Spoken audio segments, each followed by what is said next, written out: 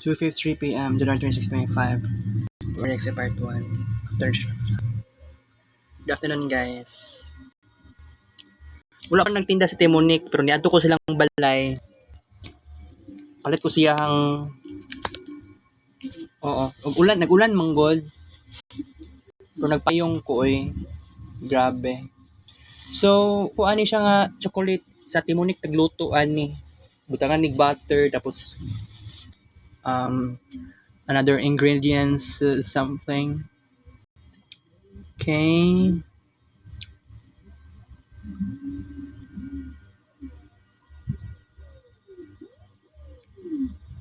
Okay, unang pan choco.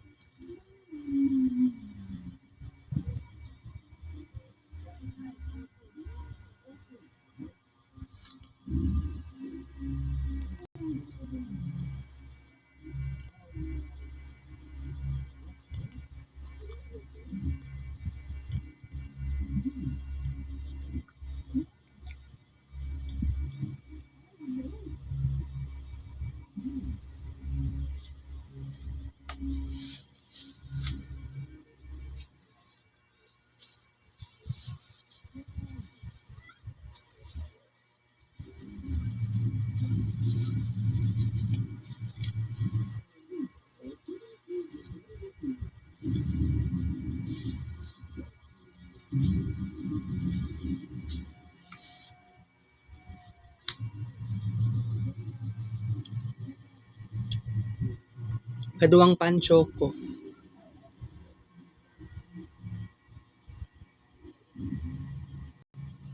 Alright.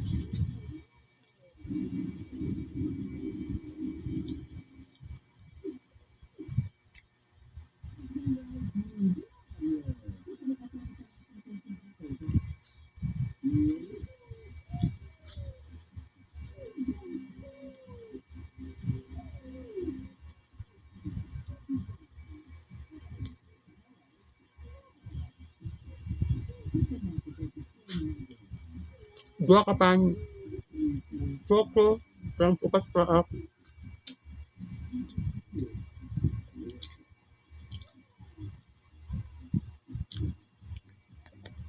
Equals walo ka paak, alright. Good afternoon, guys. Mag-discuss ko karon no. Kagahapon, Sabado, naramdaman na nako ang shock sa capstone. Although wala pa man may capstone officially, so next month ay second sem, first term, finals. Okay, finals na month. So, ang ako lang maingon sa karon nga kailangan pag moabot ta og sa pag moabot tag finals, mauna gyud ni ang pinaka importante natong buhaton. Dagan kaayo kog dapat i-focus sa academics na lang.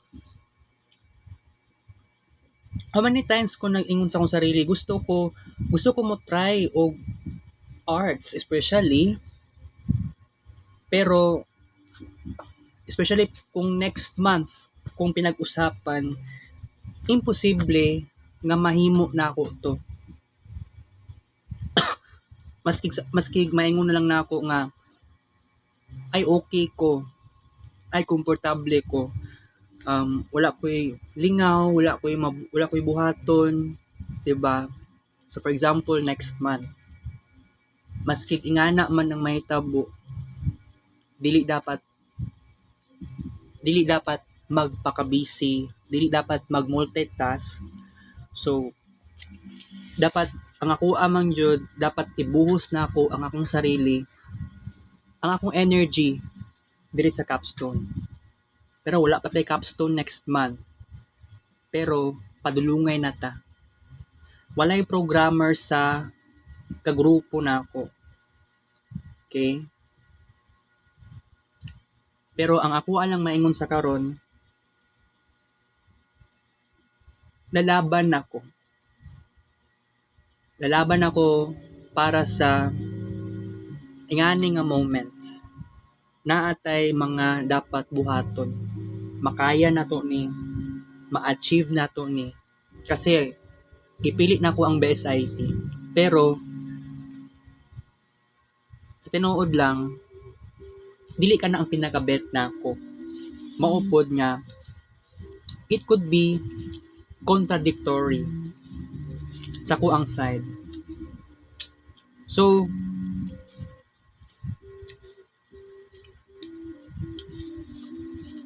makaingon ko, yes, dili siya katuuhan.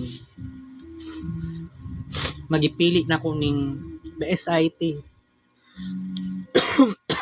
Pero, honest lang ko sa inyo ha, daghan na kaayo ko experience sa BSIT talaga.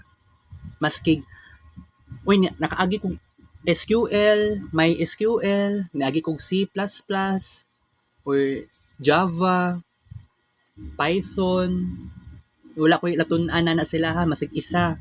Pero karon sa C#, kini na lang yun ako ang pag-asa. Muna lang yun dapat akong matunan.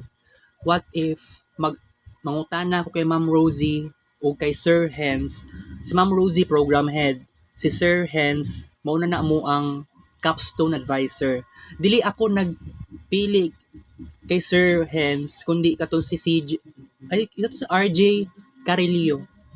Siya ang nag-choice ato. Gi-PM niya si Ma'am Rosie. So wala ko'y choice kung ingato imong gusto, sige go. Ang ako alam naman sa karon na ako'y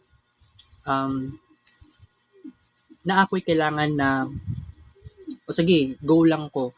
Pero dagan kong ipangutana kay Sir Hens. Siguro, I think next week, kung dili man ako makita sa Sir Hens, sa February, dagan kong ipangutana sa advisor namo.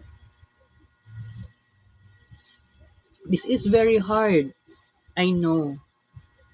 This is very hard. Pero saon man nato ni na usulti ko kay Sir Hens sani nga, is it okay mugamit og ChatGPT? Wala pud ko nakuan, wala pud na sa dili ko sure kung mangutana ko kasi dili man kuno panelist si Sir Hens. So pwede siguro ko mangutana. Ang problema lang na to diri ay ang panelist talaga. Wala ko'y problema sa capstone advisor. So naagiingon si Ma'am Rosie no na kailangan kung na mga pangutana ikuan nang jud kanang dili dapat mag-hesitate nga mag-ask the question. So tomorrow exam wala kay ko nag-study, mao gyud na lisod. Oo. Pero laban lang. Lalaban ako guys kasi mauna ni akong gipangarap na ako sa una pa. Okay? So,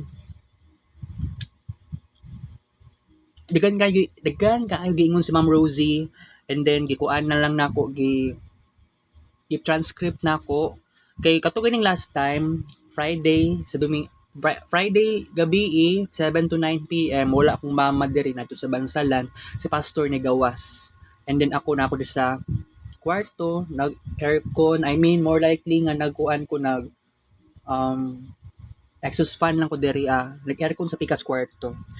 Naigingon si Ma'am Rosie sa group chat, okay, kaganiha.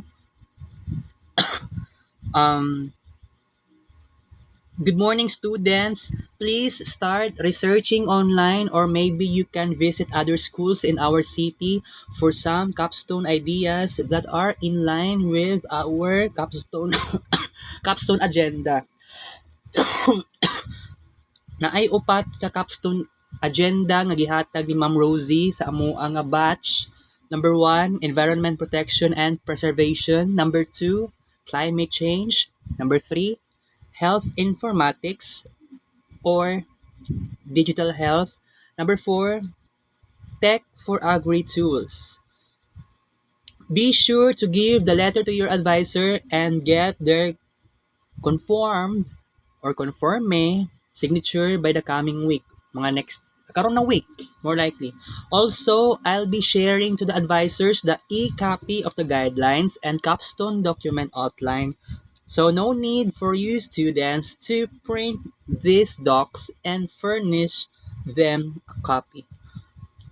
I'm also sharing here the expected deliverables for Capstone 1, FYI or for your information. Wala pa ni date as I will check with the advisors first. When we've come up with initial dates, I'll be discussing them with you. The first thing you should do is prepare an activity logbook outlining the date, activity, and then related to the capstone subject and the capstone project. Members involved, name and signature of stakeholder, subject teacher, advisor, panel or client, and users, and remarks. So all activities involved in this undertaking have to be reflected in your activity logbook, such as meetings with me, consultations with your advisor, interview with your client, and end users, group meeting, etc. In the previous defense, one panel asked for proof from the group chat justifies their chosen process model, which was Scrum. Katong Scrum na naasa project management na mo tong last semester. So the proof of the Scrum activities or stand-up meetings, etc., as well as preparation of Scrum artifacts has to be reflected on the activity logbook. By the way, students, while helpful ni to ang advisors, let us not forget that they also have many things to do apart from accommodating you. Please, let us observe proper etiquette and respect their time and boundaries when you approach them for consultations. Siguro ang uban sa ila, okay lang i-chat ninyo anytime, even in the middle of the night, but basin ang uban, dili gusto ana. So please respectfully ask your advisor when would be the best time for consultation and discussion. Yes, you are giving them an honorarium, but really it will never compensate for the professional effort and time they're gonna be investing in your group. So let us be mindful, Pod. I am quite excited with what capstone projects your batch will come up with. Here's to a challenging and fruitful undertaking as you all start with your capstone project. Muna chat ni Ma'am Rosie ganiya sa group chat na capstone talaga. So, lisod. Karon pa lang naglisod na ko. Pero 2 ka bulan lang ni ang capstone. And then naramdaman ako gahapon ng shock kasi naulahi na yung taon ko. Pero nakalista ko dito sa grupo na ako sa number 21 instead ng number 23. So, kinaulahi manggod tong uban. So, ako, naguna-una lang ko kay kini manggod si Carillo o kining si Kuan, Negro ang apelyido. Kaming tulo, nag-chat naman mi, and then nag-group chat, nagimo og group chat. So, nagsabot na mi, officially kami nang mag-group mates. Wala ko kaila sila sa personal. Set B sila, ako naman set A. Pero okay na. Napagingon si Muhammad sa ako sa group chat mo Isaberon and Muhammad dito as sa katong summer class nga group chat, no? Okay, na anak pa si Muhammad sa kuha nga di na lagi paabuton og Lunes. Magpabaga na lagi naong nga kanang wala pa ka grupo kailangan i-chat na ako dito as sa group chat na kami lang yun na third year. Oo. So gihimo na ko to na dapat kini si Negro o kining isa si Carillo gi-chat na ko sila sa GC sa BSIT namo nga batch na gi-PM na ko sila. Okay, maunay ikuan gyud ako. So na ako sa by the way, okay naman nag-chat naman me and then naghimo og group chat and then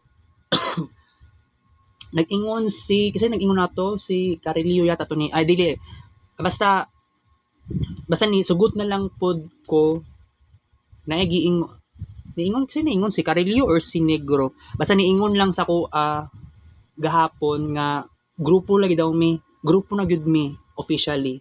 So nisugot na ko, so niadto na ko sa Facebook, nagkuan ko more attendance. So isulat na akong apelyido ni Negro, apelyido na ako og apelyido ni Carillo, tapos naghimo na akong pangalan sa grupo Innov iTech or Innov ITEC. So nami sa number 21. Pero by the way, sila Carvin, sila Saberon, sila pa manggoy mas nauna nga na sila grupo. Kaya lang nagpaulahi sila og mura ganig attendance or nagpalista sa kaniganing kuan. Nagpalista og kuan. Comply ASAP, please post your group name here. Mo nagingon ni Ma'am Rosie. Mura siya attendance. Number 22 sila sa Beron. Number 23 sila naman Olarte, Rendon og Fernandez. Oo. By the way, kumpleto naman di ay mi 23 ka buok nga nanay pangalan or group name. Chuy kaayog mga pangalan in tawon. Ang ako lang jud na ako'y pagka-perfectionist, so related siya sa BSIT na capstone. Okay? Pero I have to tell you guys no na so good February na ko'y discussion, maghimo na ko og bag-o na to nga segment sa Marvin Ray Vlog na itawag na ko siya vlog di BSIT capstone. Dili ko pwede mo ingon og BSIT 3 or BSIT 4 because kuan man gud ni dili na ko siya dili ko ganahan. More likely vlog di BSIT capstone.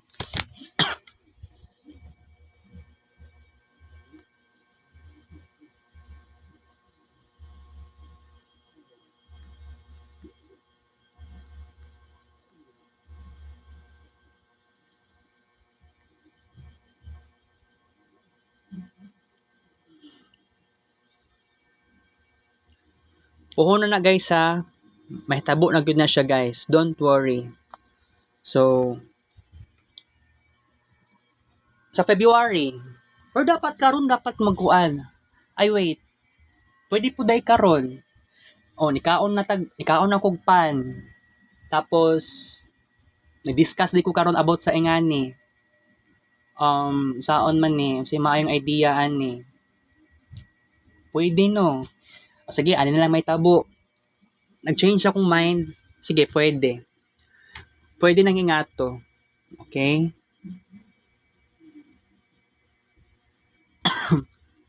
Okay na lang ba siguro? Okay na lang yun siguro guys nga karon na lang gyud ta magsugod sa mo niya to ang pinakauna na to nga segment o kining vlog nato mag-discuss ta about sa BSIT capstone kasi naman po'y lain pa na college program nga nag-capstone pod. Dili siya thesis kay lahi man sa thesis. Okay? So, lisod pud baya kaayo siya mao gani. Sige lang, go lang tayo. So, last Friday orientation, wala na screen record. Kay di man pod masugot sa Google Meet. Di man pod ma-record. Dili ma-audio record ang oo. While naka screen record, bawal-bawal man, gibawalan man. Wala tay choice. Ang ako alang karon, sige na lang, go na lang tayo sa dito. Dito na side. Karon, BSIT capstone. Kung itong last Friday, sige, wala na tayo screen record. Nag-audio record naman ko sa cellphone na isa. At least okay na ako. Okay? So, unsa pa yung kuan, unsa pa yung another nga discussion. Bitaw guys, murag, kailangan na gyud nako ikuan ako sarili nako nga dili sa ako pwede mag-create og arts. Maski ganahan kaayo ko, maski relax lang kaayo ko. Kasi this is all about limitation, this is all about discipline, this is all about relaxation. I-relax mo ang mind. Although bahalag relaxing, di lang ko dapat magpaka-stress sa arts kasi daga naman kog nahimo sa arts, especially sa Marvinistic Renaissance, early Marvinistic Renaissance. So kining Renaissance sa arts na sa YouTube, accessible lang ni sa tibuok kalibutan. Don't be worry about it kasi nasa kuha ang control. Okay? So, unsa pa ato ang mga plano ani. So, abangan ninyo guys ang mga upcoming na to nga vlogs, discussion about sa capstone talaga. Oo, nakulbaan ko. Pero ang gingon ni Ma'am Rosie, pwede may mga tuglaing eskwelahan para sa about sa capstone talaga. Pero pwede man siguro na ako istoryahon si Ma'am Rosie. Pag-asa ko ng question, mag-andam dahil ko one whole sheet of yellow paper talaga. Unsay unang buhaton, unsay mga proseso, dagan ko mga pangutana. Dapat nag-ask ako ng question katong sa orientation, pero more likely mas maayo dito na lang sa personal sa kuan.